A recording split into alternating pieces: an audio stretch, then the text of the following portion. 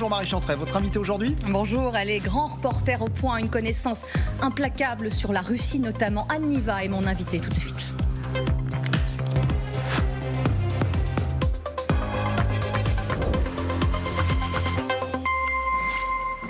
Bonjour Aniva. Bonjour Marie. Et merci d'avoir accepté notre invitation ce matin.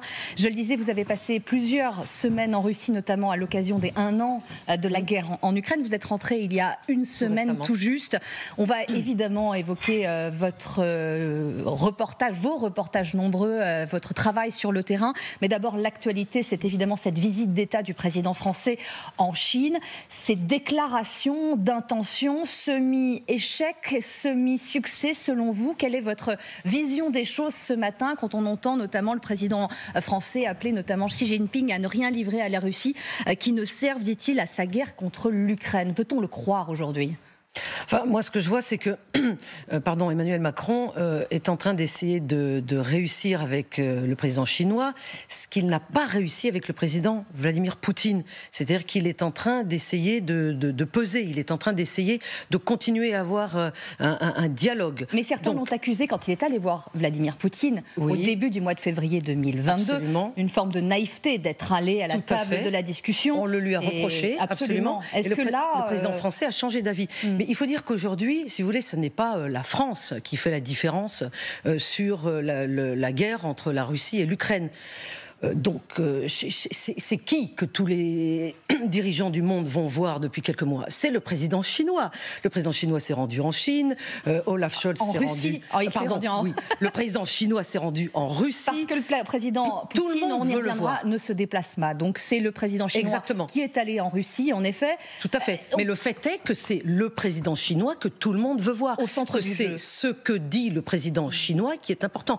Donc dans cette rencontre entre Emmanuel Macron et le président chinois, moi, ce qui m'intéresse, c'est ce qui a été dit, c'est leur communiqué commun, qui disent qu'il faut, et là, ils étaient d'accord pour dire qu'il faut que tout le monde revienne à la raison et revienne à la table des négociations. Et ça, c'est ce qui m'a intéressé, Marie, parce que revenir à la table des négociations, c'est ce qui est dit quand on est loin de l'Ukraine, mais les dirigeants ukrainiens, eux, ne veulent pas en entendre parler. Et Emmanuel Macron n'aurait pas dit ça s'il avait été en Ukraine, si vous voulez. Donc on a entendu tout de suite Alexei Danilov, qui est le secrétaire du Conseil de sécurité ukrainien, qui a dit que celui qui présente des mécanismes diplomatiques pour régler le Donbass, régler cette guerre, est celui qui veut l'assassinat politique du président Zelensky. Ce sont des mots très forts. Qu'est-ce que ça veut dire? Ça veut dire qu'aujourd'hui, encore, alors que sur le plan militaire, personne n'a percé pour une victoire claire ni d'un côté ni de l'autre et que c'est bloqué alors que la situation était favorable depuis plusieurs mois à l'Ukraine, eh bien il n'y a pas non plus de percée diplomatique et que même celui qui pense à régler ce conflit diplomatiquement, pour le moment encore, est traité comme un traître. Donc quand je vous écoute, c'est plus qu'un semi-échec finalement. Emmanuel Macron repart, il n'est pas encore reparti, il est à Canton aujourd'hui, sans aucune assurance. Il espérait peut-être que les Chinois aillent plus loin. Au niveau diplomatique, c'est peut-être un semi-échec. Mais il y a quand même cette déclaration du président chinois qui dit que la Chine considère l'Europe comme un pôle indépendant dans un monde multipolaire. Et ça ne peut que plaire à Emmanuel Macron. Ça veut dire que la Chine considère l'Europe. L'Europe a besoin du marché chinois et vice-versa. Or, et moi je compare toujours avec la Russie, ça n'est pas justement l'attitude du président Vladimir Poutine envers l'Europe. Oui, donc c'est très différent. Dans une rupture totale et on reviendra sur ces déclarations. A beaucoup de mépris envers l'Europe. Il ne la considère pas, il ne semble pas la considérer, si on essaie d'analyser ce qu'il dit, comme le président chinois vient de déclarer qu'il considère l'Europe. Donc c'est très différent. Sur les déclarations du président français qui donc demande à la Chine de ne rien livrer en termes d'armement. Mais la Chine fera ce qu'elle voudra. La Chine, c'est ça. La Chine fera ce qu'elle voudra. Qu'est-ce qu'on peut dire? C'est quoi? C'est un double jeu où on est dans la réelle politique non, mais c'est pas un double jeu. Marie, il faut pas découvrir aujourd'hui que les relations internationales sont impitoyables, si vous voulez. Ça serait très naïf de croire que ce que chacun fait ce qu'il dit. Donc tout ça, ce sont des jeux, c'est de la rhétorique. Mais il fallait y aller, il fallait faire ce type de déclaration. Mais ça s'appelle la diplomatie. Donc il est très important que le président Macron aille en Chine comme il aille ailleurs, que le président chinois aille en Russie. Le secrétaire Anthony Blinken, américain, le secrétaire d'État américain, voulait aller en Chine. Il n'y a pas été. Il y a eu ces histoires d'avions, de ballons espions, exactement, mais ça a été reporté. Qu'est-ce que ça montre? Ça montre qu'aujourd'hui, dans le jeu global, c'est la Chine qui tient le haut du pavé. Mais tout ça est très volatile. C'est le monde dans lequel nous vivons. Il y a néanmoins ces déclarations sur les... un petit peu pessimiste, c'est-à-dire que rien n'est stable. Tout bouge tout le temps. Il y a néanmoins ces déclarations sur les armes nucléaires qui ne peuvent pas être utilisées, dit Xi Jinping, alors que de manière très régulière, la menace de l'utilisation de l'arme nucléaire est maîtrisée par Vladimir Poutine. Tout à fait. Et une forme de clarification mais là, sur le sujet. Vous parlez des mots du président chinois. Oui, absolument. Qui reste finalement maître du jeu à ce stade dans ce conflit. Absolument, mais bien sûr, puisque d'abord, il est, on dit, l'un des seuls à pouvoir influencer Vladimir Poutine. Maintenant, en a-t-il envie ? Le souhaite-t-il? Il n'a absolument pas dit pour le moment que parce que Emmanuel Macron lui demandait d'essayer d'influencer Vladimir Poutine, il allait le faire. Il n'a rien dit là-dessus. En revanche, il a dit ce que vous venez de dire, à savoir son refus total qu'on utilise l'arme nucléaire. Mais c'est très important. C'est une déclaration capitale. Anne Niva, revenons sur la personnalité de Vladimir Poutine, parce que ces derniers jours, on en apprend un peu plus. Votre passage en Russie, vous ne l'avez pas rencontré. Il est quasi impossible aujourd'hui de s'adresser directement à lui. Pour rencontrer le président russe Vladimir Poutine, il faut avoir un accès qui est un accès du Kremlin. Donc il n'y a que des journalistes de la télévision d'État pro-Kremlin qui interviewent Vladimir Poutine. Et ça accrédite exactement, notamment, les propos de cet ancien officier de sécurité qui s'est confié à un média indépendant. Il a fait défection il y a quelques mois. Son témoignage ne sort qu'aujourd'hui. Et il décrit un Vladimir Poutine, ce n'est pas forcément une surprise, mais absolument bunkerisé, complètement paranoïa, mais aussi évoluant dans un univers extrêmement luxueux. Rien de nouveau sous le soleil, finalement. Non, absolument, rien de nouveau sous le soleil. Mais, mais c'est quand même très intéressant. Alors, pour être plus précis, il s'agit non pas d'un agent de sécurité. Non, vous avez raison de le préciser. Ingénieur des télécommunications en charge, et ça c'est bien normal, c'est la même chose pour le président Macron, c'est la même chose pour le président Biden, pour tous les présidents. Tous ces présidents ont besoin, quand ils se déplacent, que des ingénieurs sécurisent leur communication. C'est tout à fait normal. Il a été vraiment au contact du président. Mais pas en face à face. Il n'a jamais été en face à face avec Vladimir Poutine. Il a vu le président Poutine à de nombreuses reprises, bien sûr, mais c'est pas ça qui est important, si vous voulez. C'est pas lui qui allait parler avec le président Poutine. Ce qui est important, c'est ce qu'il raconte, ce qu'il a vu, de la façon de fonctionner de cet entourage du président Vladimir Poutine, justement parmi ceux qui sécurisent ses communications, et puis surtout tous ces déplacements. C'est-à-dire que le rôle de ce jeune homme, c'est d'aller en amont, avant que le président russe se déplace, là où il va aller pour sécuriser les communications. Et c'est d'ailleurs à cette occasion-là, à l'occasion d'un déplacement, qu'il a fait défection. Il était au Kazakhstan quand il a fait défection. Il a pu récupérer son passeport, alors que la plupart du temps, ils sont tous récupérés par la sécurité du président. Il a pu le garder. Depuis qu'il est parti, il y a de nouveau cette obligation qu'ont les supérieurs de garder le passeport pour éviter ce genre de défection. Donc effectivement, il raconte ça, c'est très intéressant. Mais ce qu'il dit, nous conforte dans ce que l'on savait déjà sur Vladimir Poutine, à savoir cette distance avec le monde réel, le fait que le président Poutine n'utilise jamais de téléphone portable. Bon, là aussi, on le sait, nos présidents, que ce soit le nôtre ou d'autres, utilisent des téléphones cryptés, c'est normal. Personne n'a envie que leur communication soit écoutée. Le fait d'utiliser des téléphones portables a été reproché à des chefs d'État. Et d'ailleurs, le président français a été piraté. Mais le président Poutine n'utilise pas du tout de téléphone portable, même pour lui à usage personnel. Et il n'utilise jamais non plus Internet, si vous voulez, même Internet crypté par ses services. Ça ne l'intéresse pas. Ça veut dire quelque chose. Ça veut dire qu'il se fie à d'autres informations que ses subalternes lui font remonter. Et c'est là peut-être que le bas blesse. Mais en revanche, ce que cette personne qui a fait défection a dit, c'est que le président Poutine, en revanche, Marie, regarde la télévision. Il veut absolument, partout où il va, dans tous ses déplacements, qu'il y ait la télévision russe, bien sûr. Et ça, c'est capital. Il décrit une bulle informationnelle qui entoure aujourd'hui le président. Et il dit aussi que le président russe, en revanche, là c'est pour moi la seule information un peu différente, puisque c'est sur l'état de santé du président. Ouais. Il dit que Vladimir Poutine est en très bonne santé, tel qu'il le lui apparaît. Qui va justement effectivement à l'encontre de ce qui a pu être dit ces derniers temps. Il dit que pour un homme de son âge, il lui paraît en excellente santé. C'est un témoignage, je le disais, rien de nouveau sous le soleil, mais qui accrédite la bunkerisation qui s'est accrue ces derniers temps. Le Covid n'a pas non plus aidé. Ah bah oui. Il impose des tests à tous les gens qui l'entourent. Une quarantaine, c'est-à-dire une quarantaine qui est plutôt 15 jours. Mais chaque personne, y compris lui, avant qu'il fasse défection, qui doit avoir un accès même lointain au président Poutine, doit faire une quarantaine. Donc ça veut dire qu'il y a un turnover de gens autour de lui qui est énorme, puisqu'il faut toujours que les gens qui vont travailler pour lui aient fait 15 jours de quarantaine avant de travailler pour lui. Le président qui continue de manière plus ou moins régulière à faire des apparitions à la télévision. Et ça, c'est normal. C'est normal, il faut effectivement qu'il apparaisse aux yeux de sa population. Il y a notamment cette séquence un peu lunaire, notamment quand il remet des lettres de créance aux ambassadeurs. Oui. Qu'est-ce que vous a inspiré aux téléspectateurs qui nous regardent? Il reçoit des ambassadeurs, il fait un discours en grande pompe et s'attend vraisemblablement à être applaudi à la fin, ce qui n'arrive pas. Marie, non, je ne crois pas qu'il s'attendait à être applaudi. Parce que je en tout cas qu'il y ait une réaction dans l'assistance. Parce qu'il faut dire aux téléspectatrices et aux téléspectateurs de quoi il s'agit exactement. Il s'agit des réceptions de lettres de créance. C'est-à-dire chaque ambassadeur étranger accrédité dans n'importe quel pays. Et l'ambassadeur français était présent d'ailleurs.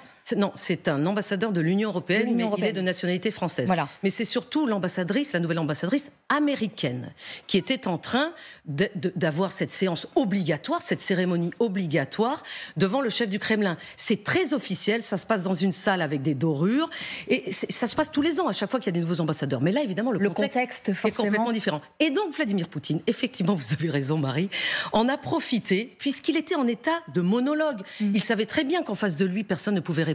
Donc il l'a sermonné. Ça s'appelle sermonner quelqu'un. C'est-à-dire... Il s'est fait plaisir pendant une dizaine de minutes. Exactement. À dire que, effectivement, les relations entre la Russie et les États-Unis n'étaient pas les meilleures en ce moment, mais que c'était parce que c'était les États-Unis qui étaient, je ne cite pas verbatim, hein, bien sûr, mais qui avaient fomenté les révolutions qui ont mené à la guerre en Ukraine, etc., etc. Il a eu aussi un petit coup, une petite critique contre ce nouvel ambassadeur français de l'Union européenne dans le même genre. Tout le monde en a pris en effet pour son grade. Exactement. Mais la réaction à l'issue... Mais surtout à la fin, il y a eu effectivement ce silence gêné, puisque personne n'a applaudi, mais ça c'est normal. Mais Vladimir Poutine a rangé ses affaires, vous voyez, il était là devant son pupitre, il a rangé ses affaires, il a dit, bon, c'est terminé, ça se dit en russe, en amofsio, puis il s'est retourné vers eux en partant, et il a dit en anglais, il a dit quelques mots en anglais, qui étaient adressés à l'ambassadrice américaine. Pensant peut-être que l'assistance ne l'avait pas compris. Qu'est-ce que ça dit de l'homme aujourd'hui? Encore plus isolé que jamais. Pour moi, tout ça est anecdotique. Ça dit tout simplement que Vladimir Poutine reste droit dans ses bottes. Ouais. Voilà un homme qui a l'impression qu'il a raison. Il n'a pas changé d'avis, Marie, en menant cette guerre. Il sait parfaitement qu'il a en face de lui l'Occident comme ennemi. Il sait parfaitement que la Russie est devenue le paria par rapport aux pays occidentaux. Et ça, il fait tout pour montrer que ça ne lui coûte pas. Donc alors, ça, c'était le but, si vous voulez. C'est intéressant ce que vous dites, parce que ça ne lui coûte pas droit dans ses bottes, certes, mais il constate aussi que cela a des conséquences sur son économie intérieure. Et il l'a dit, il l'a constaté. Le rouble au plus bas depuis près d'un an, conséquence des sanctions contre la Russie. Vous avez rencontré sur place, lors de vos reportages successifs, une économiste indépendante. Les sanctions contre la Russie ont un impact réel. Alors, quelle est la vie sur place? Elles ont donc j'ai effectivement interviewé pour Le Point une économiste qui s'appelle Natalia Zubarevich, qui vit à Moscou, qui est docteur en économie et en géographie, et qui, quand même, je tiens à le souligner, donne des interviews uniquement à des médias occidentaux ou indépendants, donc pas aux médias d'État russe, ça veut dire quelque chose. Et elle est d'une clarté, d'une limpidité. Donc voilà ce qu'elle m'a dit. Elle m'a dit que oui, les sanctions touche l'économie russe, mais c'est une question de temps. Oui. Alors bien sûr, le rouble a perdu sa convertibilité, ça c'est déjà une chose.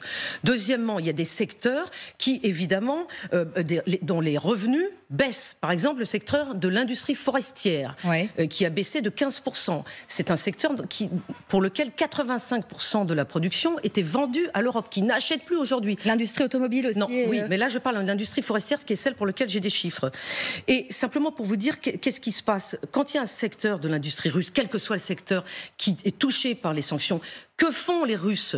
Évidemment, les autorités russes, ils essayent de détourner toute cette production, de la vendre ailleurs. Donc, pour le secteur de l'industrie forestière, par exemple, ils essayent d'utiliser la route Transsib qui va vers l'Est, oui, qui passe par la Sibérie, à l'Asie, à la Chine, etc. Sauf que cette route n'est pas prévue pour évidemment un transfert si rapide.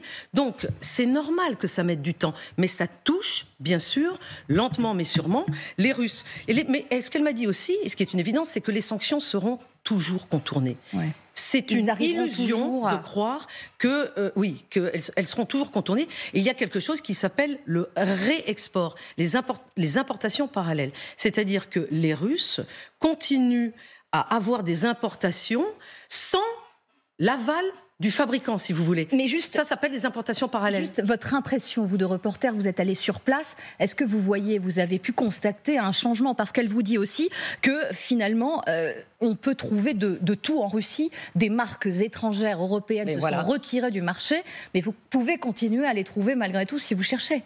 Mais bien sûr, c'est ce que je vous dis. Et avec les importations parallèles. C'est-à-dire que, en fait, quand vous êtes à Moscou, mais Moscou est la capitale, c'est donc une ville extrêmement riche, je ne cesse de le souligner, il faut cesser de croire que Moscou est comme du temps de l'Union soviétique, une ville grise dans laquelle il ne se passe rien. C'est une ville très moderne, mais c'est très digitalisée de la Russie aussi. Mais c'est une île, effectivement, c'est une île dans laquelle il y a énormément de gens riches et très riches. Ça n'est pas du tout le cas des autres villes au-dessus d'un million d'habitants en Russie. Donc, à Moscou, on trouve tout. Mais ça ne veut pas dire qu'on trouve tout dans toute la Russie. Mais en même temps, comme le dit cet économiste, les sanctions seront toujours contournées. Le problème, la seule question est de savoir dans quel volume. Mais au final, me dit-elle, et ça c'est très important de le dire, il y aura un retard, ces sanctions vont mener à un retard de la Russie par rapport aux autres pays. Qui se fera peut-être un retard dans la modernisation technologique. Mais c'est pas pour tout de suite. Anniva, le temps file. Je voudrais évoquer avec vous ce qui se prépare, peut-être, en tout cas ce qui se murmure, une contre-offensive peut-être à venir ukrainienne dans les prochains mois, prochaines semaines, sans doute en fonction de la météo.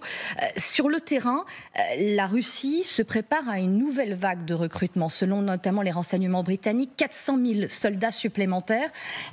On avait évoqué ensemble il y a quelques semaines l'impact sur l'opinion russe de ces mobilisations. Quelle peut-elle être là aujourd'hui? Est-ce qu'il peut y avoir un mouvement contre le président et une forme de désaffection finalement du gouvernement avec ces nouvelles mobilisations? Non, d'abord là, il n'y a eu dans les faits, parce que moi je suis une journaliste qui s'intéresse aux faits. Oui. Dans les faits, il y a eu une mobilisation. C'était le 21 septembre 2022.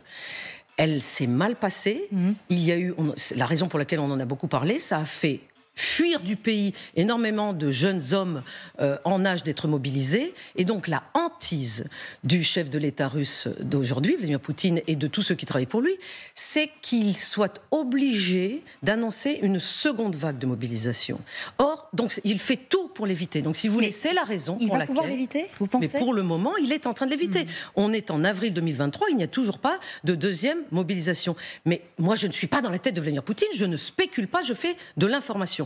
Donc on verra et on analysera si cette deuxième vague arrive. En tout cas, pour le moment, ce que je peux vous dire, c'est que dans une société russe qui est fragilisée mentalement, psychologiquement, puisque je rappelle à nos téléspectateurs que dimanche dernier, il y a eu un attentat terroriste en plein centre de Saint-Pétersbourg, ce qui veut dire, juste je termine ma pensée, ce qui veut dire, si vous voulez, que au sein même de la Russie, sans qu'il y ait une révolte qui gronde, il y a des mécontentements, il y a des gens qui sont capables, je ne sais qui, évidemment, les services secrets russes ont immédiatement accusé les services secrets ukrainiens, je ne sais pas qui a tort, qui a raison, qui est derrière. Tout ce que je sais, c'est que dans les faits, ça provoque de la peur au sein de la société russe, et ce qui veut dire que cette guerre dans la tête des Russes, elle est de plus en plus présente. Vous dites d'ailleurs, et vous êtes allé à Saint-Pétersbourg, le fait que cet attentat ait eu lieu là-bas, vous avez écrit un papier disant les anti-guerres entre fatalisme et détermination. C'est par hasard que vous ayez écrit cet article depuis Saint-Pétersbourg.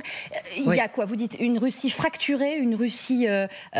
deux Russies, 3 Russies en tout cas. Il y a plus que 2 ou 3 Russies, ou il y a même peut-être 4 Russies, mais je n'ai pas le temps là, de développer. Mais il faudrait reprendre les propos de Natalia Zubarevich et se référer à mon interview.